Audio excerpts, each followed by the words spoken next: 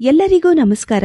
ಇವತ್ತು ನಾನು ಅಕ್ಕಮಹಾದೇವಿಯವರ ಮರ ಮರ ಮಥನಿಸಿ ಕಿಚ್ಚು ಹುಟ್ಟಿ ಎಂಬ ವಚನವನ್ನು ಓದಲಿದ್ದೇನೆ. ಮರ ಮರ ಮಥನಿಸಿ ಕಿಚ್ಚು ಹುಟ್ಟಿ ಸುತ್ರಣ ತರು ಮರಾದಿಗಳ ಸುಡಲಾಯಿತು. ಆತ್ಮವಾತ್ಮ ಮಥನಿಸಿ ಅನುಭಾವ ಹುಟ್ಟಿ ಹೊದ್ದಿರ್ದ ತನು ಗುಣಾದಿಗಳ ಸುಡಲಾಯಿತು. ಇಂತಪ್ಪ ಮಹಾನುಭಾವರ ಅನುಭಾವ ತೋರಿ ಎನ್ನ ನುಳುಹಿಕೊಳ್ಳ ಶ್ರೀಚನ್ನ ಮಲ್ಲಿಕಾರ್ಜುನ.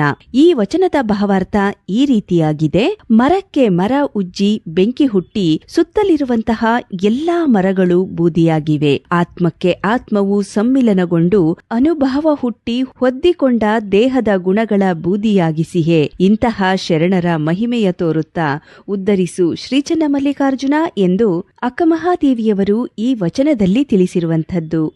ಶರಣು ಶರಣಾರ್ಥಿಗಳು.